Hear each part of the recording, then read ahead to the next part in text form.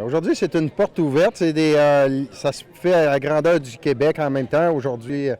Le but de la porte ouverte, c'est de faire connaître aux gens, la population en général, qui n'ont pas la chance à tous les jours de voir le milieu agricole, de connaître c'est quoi le milieu agricole, les entreprises agricoles. Aujourd'hui, ici au Témiscamingue, c'est une ferme acéricole qui fait principalement, qui est producteur acéricole et qui fait de la transformation. Aujourd'hui, on est sur le site de la transformation. Fait qu'on a la chance d'avoir ces infrastructures puis de comprendre c'est quoi la transformation acéricole, tous les produits qu'il y fait. On essaye tout le temps d'avoir une entreprise dans différents secteurs du Témiscamingue, puis de tout le temps avoir des entreprises dans n'importe quelle sphère d'agriculture. Parce que l'agriculture touche beaucoup de domaines. Ça peut être autant laitier, bovin, caprin, acéricole, le miel, ainsi de suite, les tomates, les fleurs. Fait qu'on essaye de se diversifier pour apprendre à la population, voir c'est quoi tous les aspects. Puis les propriétaires qui reçoivent font tout le temps une belle information et formation à la population pour connaître c'est quoi le fruit de leur passion. Pourquoi c'est important pour moi? Bien, écoutez, là, c'est une drôle d'histoire parce que j'étais en train de bouillir à l'érablière printemps passé, puis j'ai reçu un coup de téléphone sur mon cellulaire, puis Diane Jacques, qui fait partie du PA, m'appelle, elle dit Hugo, on a pensé à toi, qu'est-ce que tu penses de ça, des fermes portes ouvertes? Moi, j'avais entendu parler à la radio, puis à la télé. Moi, dans ma tête, la ferme porte ouverte, c'est des silos, une étable, des vaches, des chèvres, des cochons, des moutons. Là, c'est pas la séricole, mais je fais partie de l'UPA parce que je paye ma cotisation à l'UPA. Ben, j'ai dit, l'idée est bonne, viens me voir. Ça n'a pas pris une journée, elle est débarquée à l'érablière. Elle est arrivée avec Laurier, son mari. Hey Hugo, on a pensé à ça, puis ça serait super le fun. Fait que là, j'ai dit, laisse-moi penser à ça. J'ai mûri ça, j'ai pensé à tout ça, puis j'ai dit, oh, l'idée, elle serait bonne. L'idée, elle serait bonne, puis finalement, regarde ce qu'on est rendu aujourd'hui. J'aurais jamais pensé de voir ça dans ma cour un jour. Fait que... C'est une journée très familiale, puis ça a toujours une très bonne réponse. On voit plein de gens et d'enfants souriants.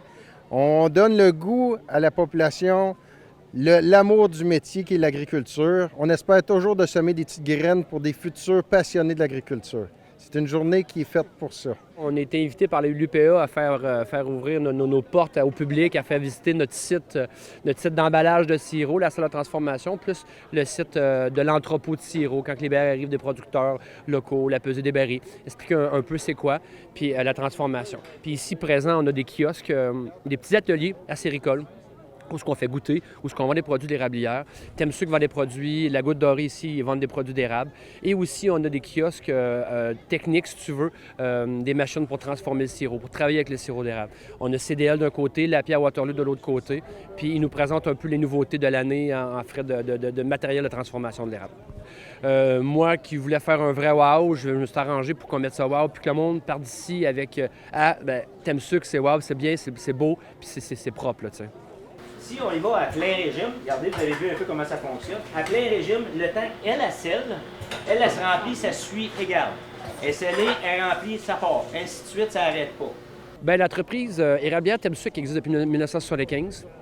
Moi, je suis né en 75 et puis j'ai grandi là-dedans, allé jusqu'à l'âge de 17 ans. J'ai toujours fait 18 ans, j'ai toujours fait les sucres avec mon père. À toutes les saisons, j'allais passer les saisons des sucres là. On montait à l'Érablière, on passait un mois et demi là. À tous les week-ends. Puis après ça, j'ai acheté la business de mon père que j'ai revendu parce qu'elle était trop petite en installation. J'ai acheté beaucoup plus gros dans le coin de l'Agnelle.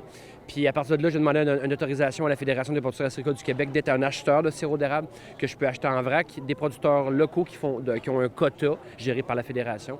J'ai eu une autorisation, fait que je suis rendu un acheteur autorisé de la Fédération. Fait que les gros producteurs locaux qui font du vrac, bien, je suis l'acheteur pour eux autres. Je vous dirais que 70 de mes ventes puis de mon marché vient des producteurs locaux. 20 vient de ma production à moi, puis un autre 10 qui vient du sud du Québec si j'en ai besoin. On fait environ, si vous voulez, en conserve de sirop d'érable, plus ou moins 100 000 conserves qu'on met sur le marché en Abitibi, au Témiscamingue, Nord-Est ontarien, Grand-Sudbury, North Bay aussi. Puis on s'est tassé un peu vers Sault-Sainte-Marie, Thunder Bay. On est à la recherche d'un représentant pour cette région-là. Mais je vous dirais que Temsuc est appelé à toujours grossir. On est rendu avec 14, plus ou moins 14 ou 15 collaborateurs. Des SKU qu'on appelle, où c'est des produits différents, des formats différents, des produits différents. On parle du bonbon, du suçon, du bonbon en vrac, chaudière de bonbon. Après ça, on parle de la vinaigrette. On parle du sirop d'érable en contenant de verre, en contenant de plastique, en canne 540 ml, le sucre granulé.